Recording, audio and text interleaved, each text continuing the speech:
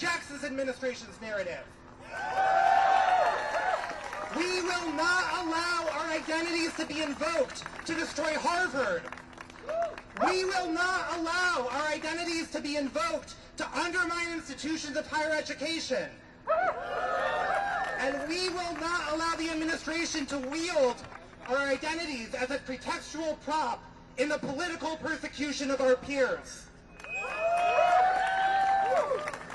The Jewish sage Ben Zoma asked, "Who is wise?" His answer, which is recorded in Ethics of the Father, says, "He who learns from everyone." I can tell you that in my time at Harvard, I have learned so much from the international community. There are problem set partners, our peers. They've been my co-editors at the Crimson. Most importantly, there are friends. The idea that the wise man is one who learns from everyone is not just a Jewish idea. It's an American idea too. It's why we're a nation of immigrants. It's why people like my great-grandmother fought desperately to get a visa to come here. It's because we recognize that there is an important difference and that we can learn from everyone. We will not stand for this. Not the Harvard community and not the Jewish community.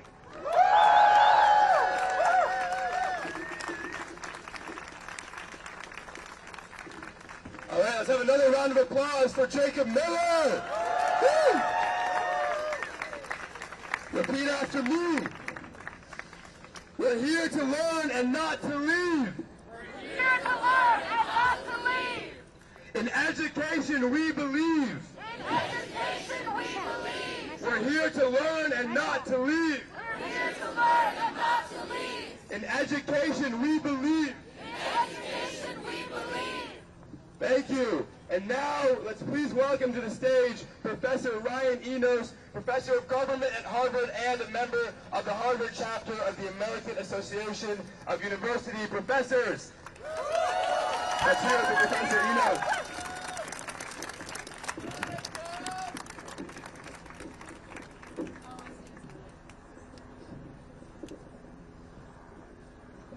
Hello. There's nowhere I'd rather be right now than seeing all these international students and their supporters. We need you here, all of you, because you're now all part of a struggle that's bigger than ourselves. This has not been a fight that you asked for, but let me tell you, I know that you are all up for this fight. I know this because I know you. I've worked here for 15 years, and I will tell you that the international students that I have taught and worked with are the finest people I know. There is no Harvard without them. There is no Harvard without you. And because of that, we stand united. We will fight to keep all of you here at this university. Each and every one of you is worth fighting for. You each earned your place at Harvard. But we have to understand that this is not just a fight for international students. And it's not just a fight for Harvard. And it's certainly not a fight over politics. It's not a fight between Democrats and Republicans. This is a fight for democracy and for the rule of law. These are the principles that unite us. We are not here to protect our diplomas or to protect Harvard's endowment. We are here because of an idea in America, represented by all of you, that is worth fighting for. It tells you a lot about an institution or about a country if people come from across the world to be there. It also tells you a lot about a country when it sends its people across the world to help others. You know, I know this because in a certain way, I started my life as an international student. I was born as an American citizen, but not in this country. I was born in what was then West Germany. My very earliest perspectives were as a visitor, learning and being nurtured by another country. But the important part is why my family was in Germany. At the height of the Cold War, the struggle between tyranny and freedom, between dictatorship and democracy, my father was stationed in Germany as part of the American military. And he was one of millions. When America was taking a stand for democracy and for a way of life, millions of men and women from the United States uprooted their lives, and American taxpayers paid with their dollars to be in the front line of freedom. It was America that took on that duty. We didn't leave it to somebody else to protect freedom. Now look, I'm not naive. I understand history. So I know that America was not perfect in its history. And I'm not asking you to believe that America is perfect now, but I'm asking you to believe in an idea. The idea that America can stand for something great. When my family was overseas, it was standing for something remarkable. It was a country that used its wealth and power to try to make the world a better place. For many of you, it was this idea of freedom and democracy and the blessings that flow from these that made you want to come to America.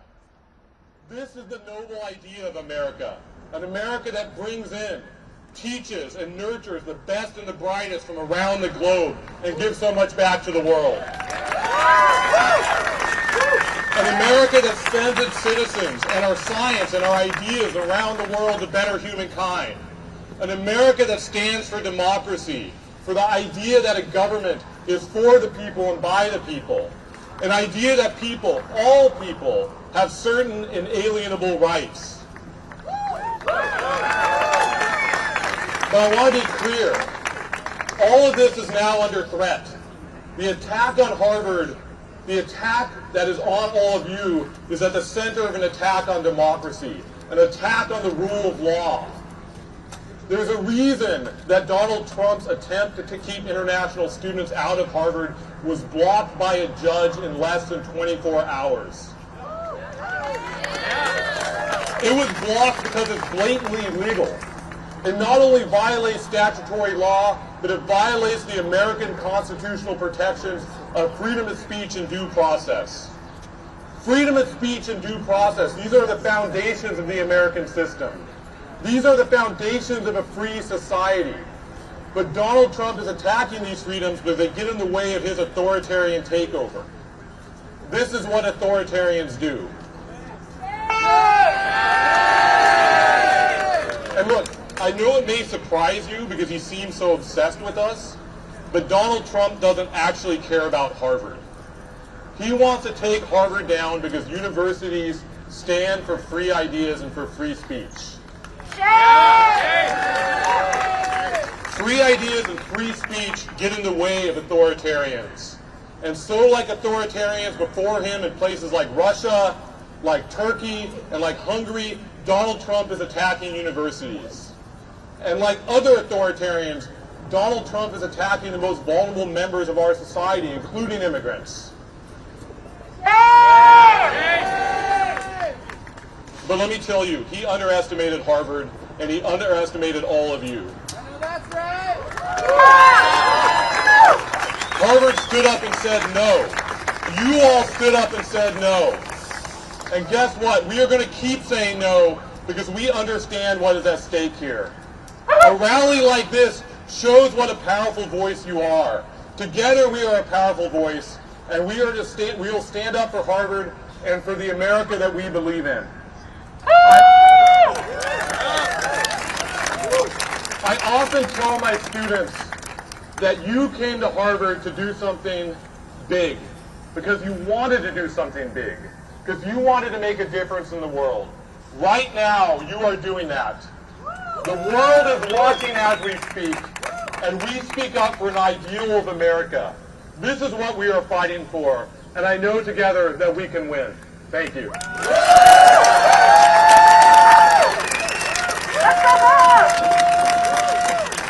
And another immense round of applause for Professor Ryan Enos.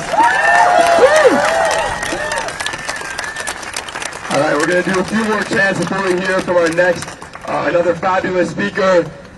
Harvard's voice is loud and clear. Harvard's voice is loud and clear. Every student's welcome here. Every student's welcome here. Harvard's voice is loud and clear. Harvard's voice is loud and clear. Every student's welcome here. Every student's welcome here. All right, now we're going to hear From another speaker, a student, Clive Lawrence, who is an incredible student organizer and a sophomore concentrating in government. Let's please welcome Clive to the stage.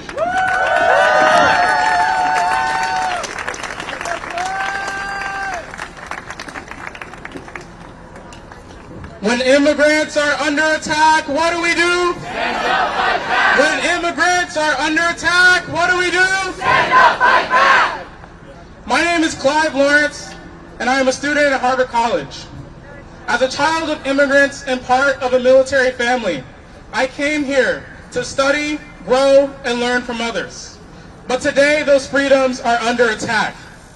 Today, I am saying that must end. Today, I am here to stand for academic freedom, for free speech, and with international students. Over this year, Donald Trump has made his plans clear. An unlawful, unconstitutional crackdown on some of our most fundamental American values.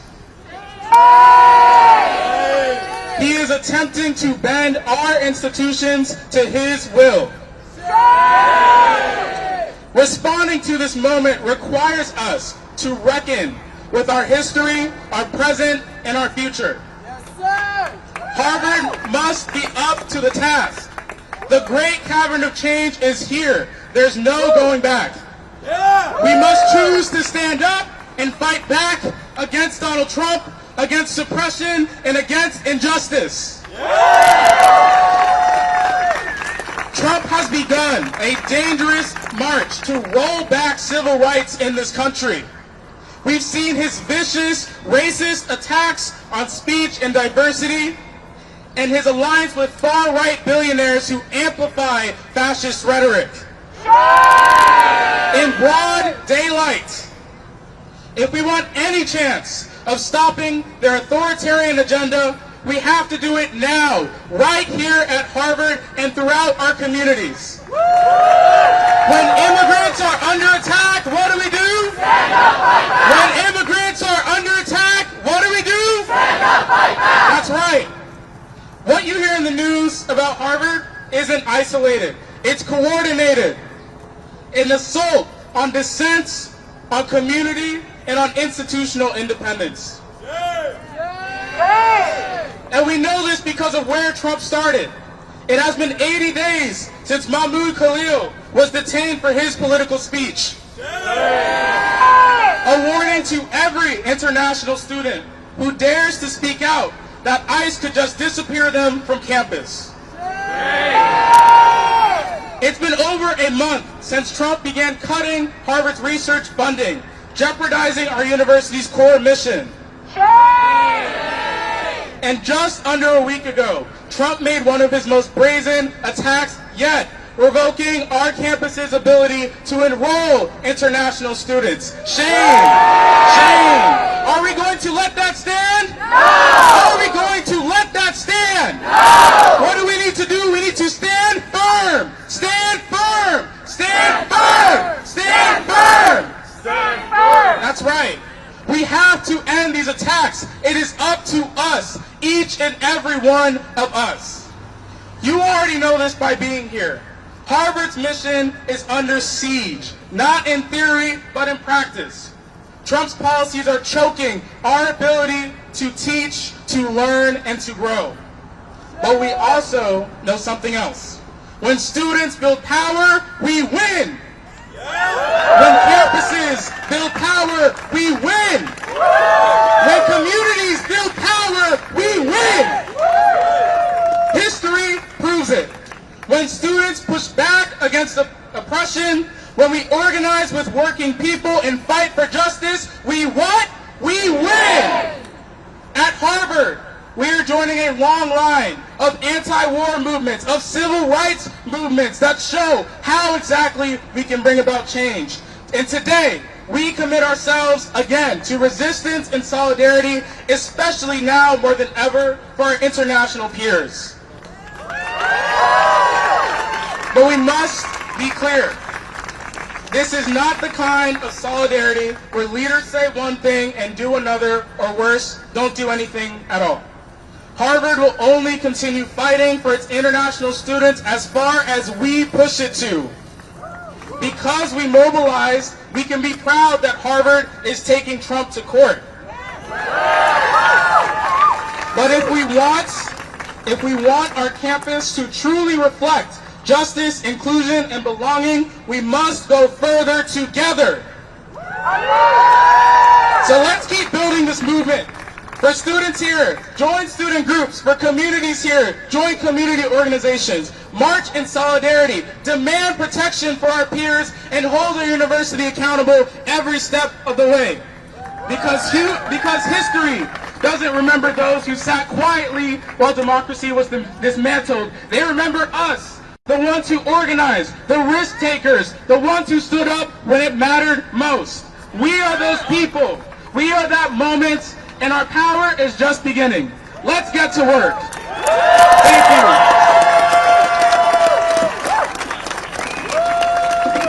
Let's hear it for Clive Lawrence! All right, we're going to do one more. Repeat after me. You guys are doing great with those. Who belongs in class today? Who belongs in class today? Every student, let them stay. Every student, let them stay. I said, who belongs in class today? Who belongs in class today? Every student, let them stay. Every student, let them stay. All right, we have a few more speakers. We're going to have a group of 3 speakers, and then we're going to have a final speaker who is going to be Leo, an international student from Sweden, who many of you already know. Now, as many of you know, the Trump administration has intentionally created a climate of fear, both across the country and right here on our own campus. And while many courageous international students have spoken out publicly, including one you'll hear from very soon, others are understandably afraid to speak up, afraid of retaliation, afraid of deportation, afraid for their livelihoods, and afraid for their futures. But these students must still be heard, and so Students for Freedom created an anonymous submission portal where international students could more safely share their stories. Today, we will read some of those stories out loud. To protect the international students who share these testimonies anonymously, 3 domestic students will stand in their place and give voice to their words. Now, when you hear these personal testimonies, American students speaking the words of their international classmates, we hope that you will recognize, that you will understand that our voices are united. You cannot divide us, domestic and international alike. We are part of only one university. And for every student who cannot safely speak out, there is an American student ready to defend them, to stand beside them, and to speak up with them. Woo! So now I'd like you all to welcome our next 3 speakers. We have Ray Traynor, a junior at Harvard doing a double concentration in psychology and molecular biology, Avinashi Bandari, a junior concentrating in physics and chemistry, and Victor Flores, a senior and a co-president of the Harvard Democrats in 2024. Let's hear it for these 3 speakers. Woo!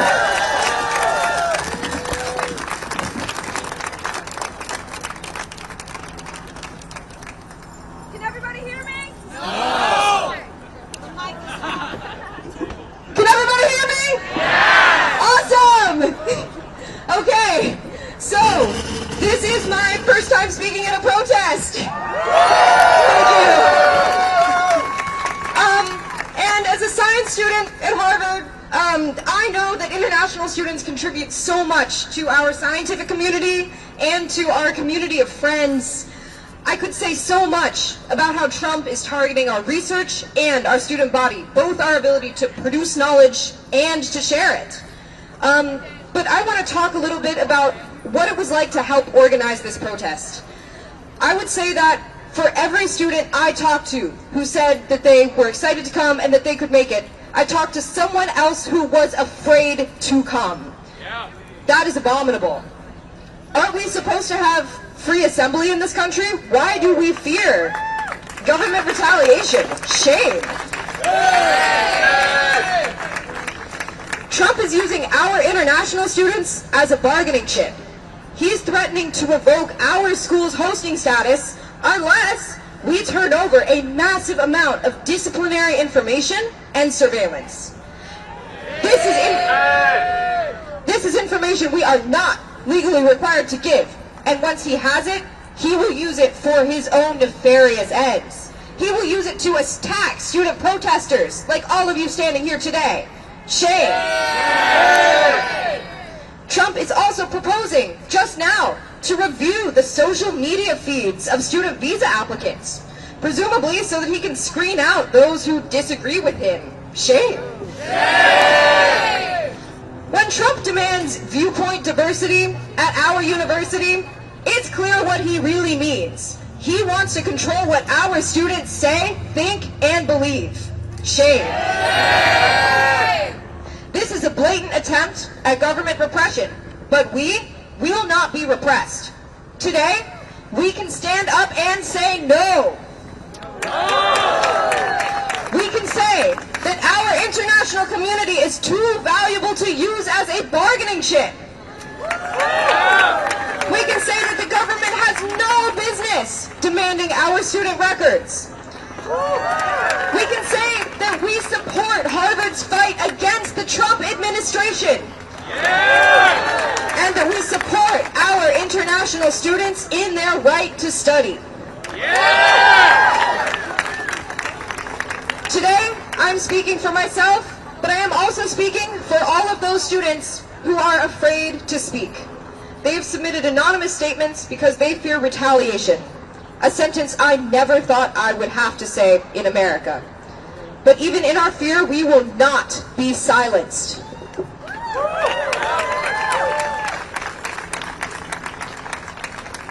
Okay, our first statement, my first statement, comes from an international student who is a freshman in the class of 2028. And they said, "I am enraged and infuriated by the Trump administration's decision to revoke Harvard's SEVP certification, the latest episode in a series of vicious attacks against our university. This has nothing to do with fighting anti-Semitism or pro-terrorist sympathies on campus, and everything to do with punishing our university for its refusal to bend its knees and lick Trump's boots. We stand united against the illegal and unconstitutional actions of this administration, and we will not give up the fight. Hasta la victoria siempre."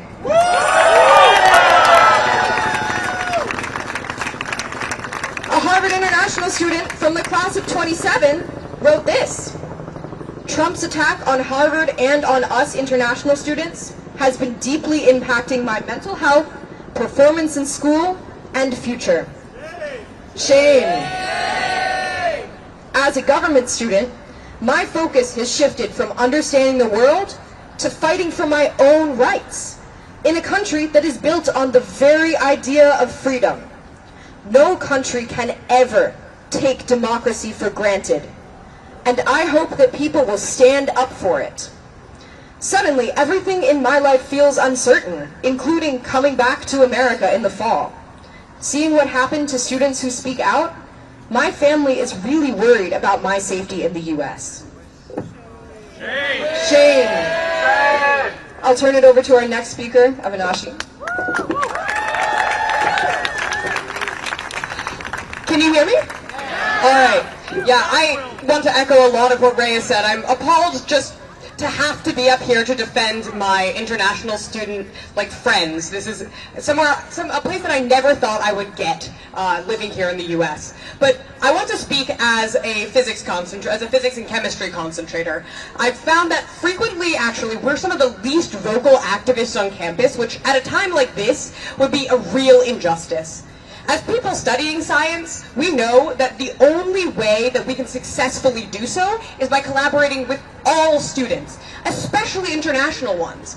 I can speak from my own experience here, right? Like, some of the best students and best PSET partners I've encountered have been international students. They bring unique approaches to problems as well as incredible friendships outside of the classroom.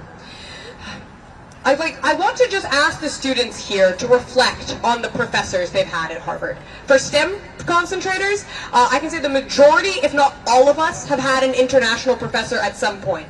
And that is because we need the experiences and viewpoints of a diverse group of faculty in order to perform the rigorous research that we strive for.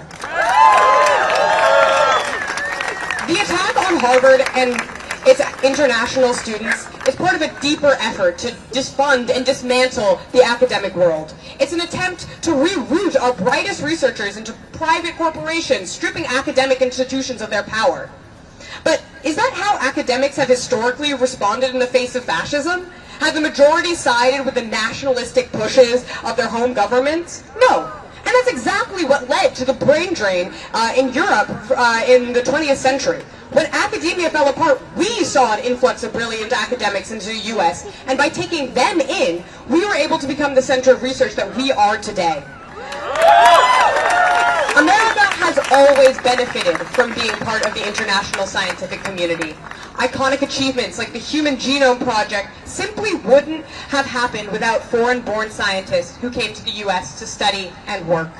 International students educated in the US have gone on to win Nobel Prizes and make groundbreaking contributions to knowledge across the world. This is what Donald Trump is attacking today. The US is only able to call itself a hub of scientific prowess because of the international community of researchers that live here. And by blocking Harvard from enrolling international students, we lose the ability to foster the scientific community at all. So that's speaking from the perspective of a scientist, but I also have some students, some submissions from international students here that I will read. So this is from a student in the class of 2027, and they said that diversity at Harvard, defined in large part by the international community, is the reason that I came to Harvard. Trump and his administration's attacks on Harvard are simply an attempt to censor schools that don't comply with his legal, unconstitutional orders. I am stunned by the shamelessness of everything that is being done, and the fact that behavior like this is normalized is the biggest problem. Active pushback is required from all of us.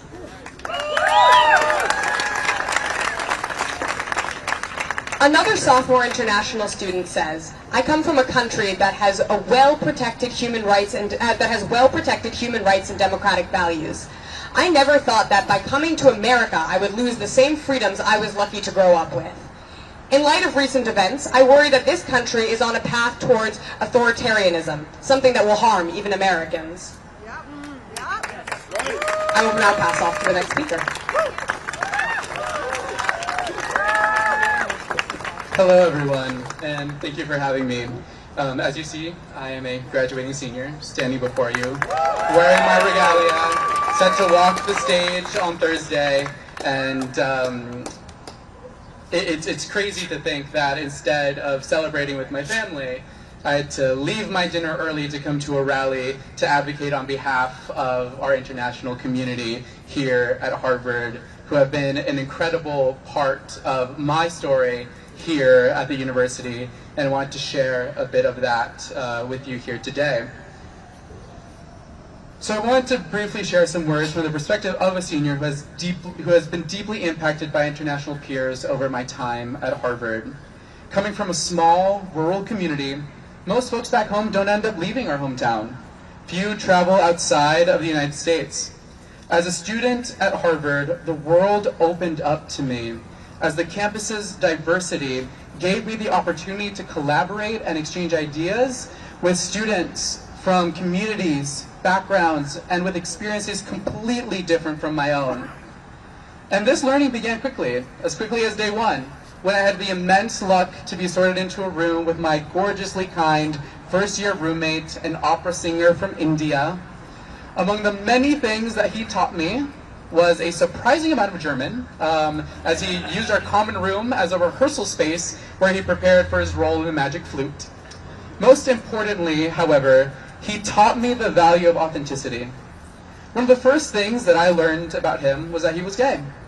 I had never lived with a gay person before, but his openness and kindness allowed me to ask questions about his life and experiences, finding that some of the things that I had been feeling, but too afraid to share, were similar to his story.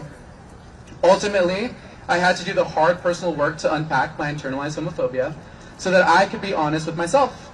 I am queer, and seeing how he was able to find love and community in an environment arguably far more dangerous than my own gave me the confidence to be my authentic self.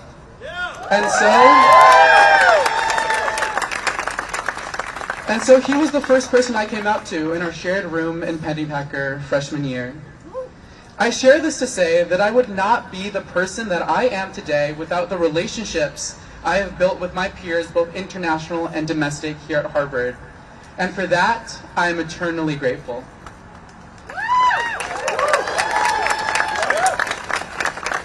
It is also to say that the events over the past few months have made clear that capitulating to the Trump administration by eliminating affinity graduations or providing the disciplinary records of students without telling them what of their records has been shared will never be enough. Harvard must remain steadfast in its commitment to the value of diversity that made my experiences possible.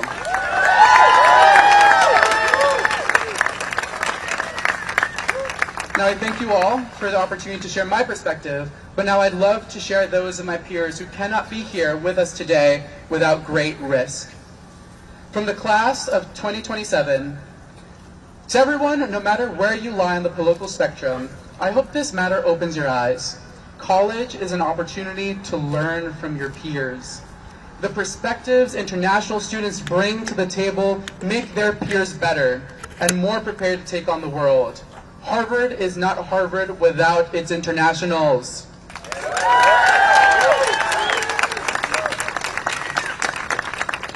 And now finally, here's a statement from one of my peers, a Harvard senior. The Trump administration says that it is a privilege for Harvard to host international students and for international students to be here.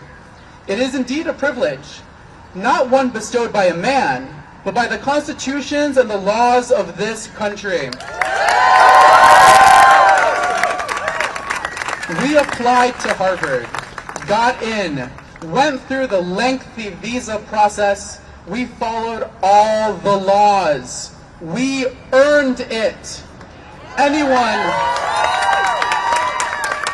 Anyone who cares about the rule of law should be against this blatant violation of the law.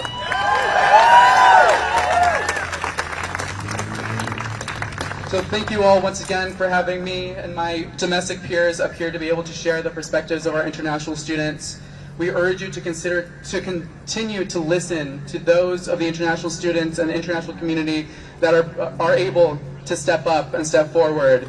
And for those of you who are fearful, rightly so, know that you have the backing of the rest of the Harvard community to stand up for you, to be your representatives, and to advocate so that you don't have to risk being here to do so.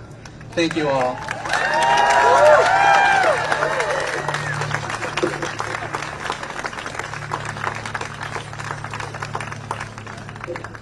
Let's hear another round of applause for Ray, Avinash, and Victor. Woo! We won't be split. We won't divide. We won't be split. We won't divide. History is on our side. History is on our side. We won't be split. We won't divide. We won't be split. We won't divide. History is on our side. History is on our side. Now, gathered here today, we understand why it is so important to stand united and to stand organized against the Trump administration today. And that is because organized power is real power.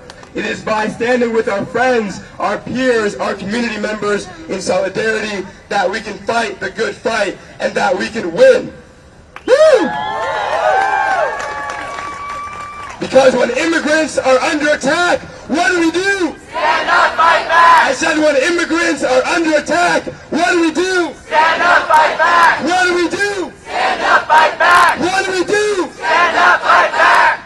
And now finally, before I introduce our final speaker, I'd like to plug in our Instagram, because that is how we will stay connected over this summer, because this fight is not over this semester. It is not over with graduation in 2 days. The Trump administration has 7 more semesters worth of attacks on Harvard, and so we cannot back down now. And so our Instagram is Harvard Students for Freedom. The 4 is the number 4. Again, that's Harvard Students for Freedom. And you can join there with a link in the bio. Thank you. And now, last but very, very certainly not least, I'd like to introduce a dear friend, an international student from Sweden, and a co-founder of Students for Freedom. Let's hear it for Leo! Woo!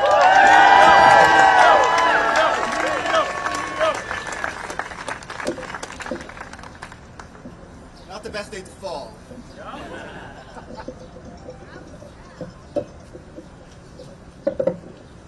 Great, can you all hear me? Great. Thank you so much, Nouriel, and thank you all who showed up from the Harvard community, from the Cambridge community, and beyond. The last couple of weeks have been nothing what I expected senior spring to be. In response to Trump's assault on higher education and on free speech, we started to mobilize this movement, Students for Freedom. Woo!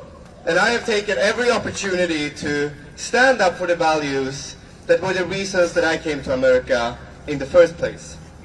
Freedom of speech, academic freedom, the promise of America.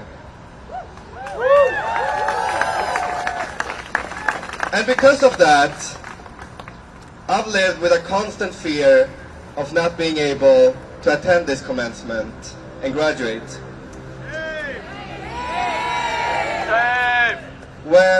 When a man looks at me for a couple more seconds than usual, my heartbeat has started going up. Because it might be an ICE agent who's about to detain me like they did with Romesa Ozturk, Mahmoud Khalil, and Xenia Petrova. I can no longer count how many times people have told me that what I'm doing is too risky, that I need to get a lawyer, that it's not worth it, that I should be careful with what I say. And that, my friends, should be proof enough that this country is on a very, very dangerous track. And in his attempt to dictate our speech and take over this university, Trump is willing to use all internationals as poker chips, as collateral. It is deeply, deeply dehumanizing.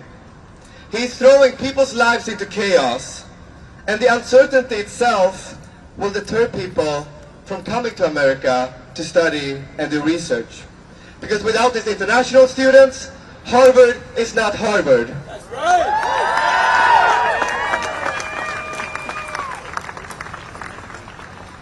And look, me and my fellow international students, we never wanted to take this fight. But we have no choice but to take it. Because if we start to give in, he's going to demand even more. If we hand over a couple of names of students who, say, participated in a protest, he's going to come back and ask for 100 more. If we fire a few controversial professors, every economics professor who criticizes his tariffs, or a medical researcher who develops vaccines, or a law professor who simply teaches the Constitution, all of them will then be at risk.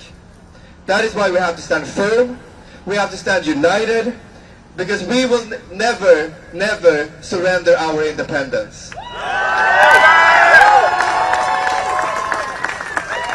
So Harvard, please join me in saying no to every single one of Trump's demands.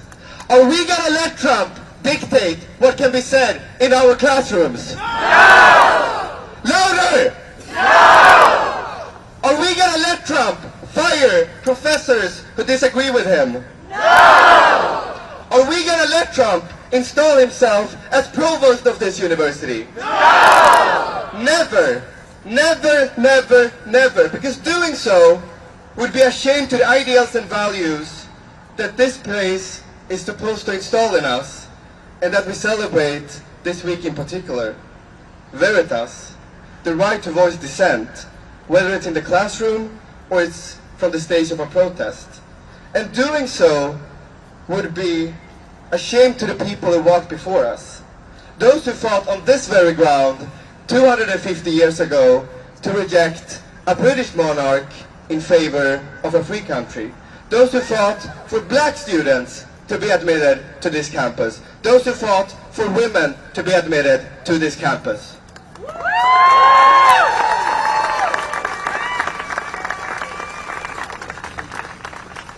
My fellow Harvard students, we are in an equally important moment right now. One that will define not only the history, the course of history of this university, but one that will serve as an example for the rest of the country, for the rest of the world. Because if we give up, others will surely follow suit. We can never allow that to happen. We will never allow that to happen. Because, my friends, Trump's intentions, they are pretty clear. He wants to rule as a dictator. He's gonna continue to make demands, threats, trying to intimidate us, trying to crush any resistance. But whether he succeeds or not is up to us. We have the choice of whether to accept it or rise against it. We have agency. We, the people, have the ultimate power over the direction of this country.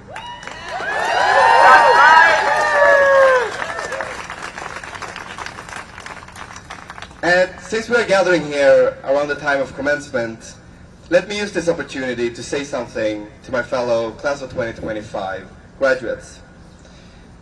I hope that we can all learn something from these last couple of months.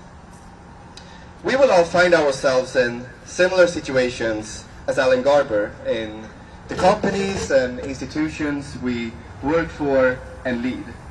Collectively, the class of 2025 is going to have a lot of power in this world. Use it wisely. Use it to resist any attempt to make you do what goes against your principles. Let's all use it to put us on a better trajectory than the one we are on right now. Thank you all for listening. Thank you all for coming to this. Thank you all for the wonderful speakers. I'll give it up. Last one to Miriam.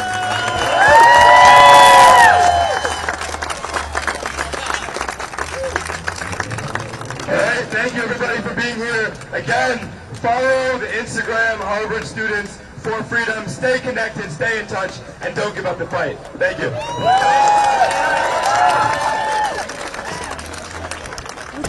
Would you like to do a quick interview about why it's important for you to be here today?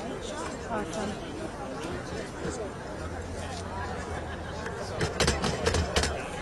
And your baby is so cute. So strongly activist dog. Of course, of course. Is it him or her? It's a him. Him. Rafi. Rafi, that's beautiful. R-A-F-I. Awesome. Let me just make sure I have everything I need. 1, 2.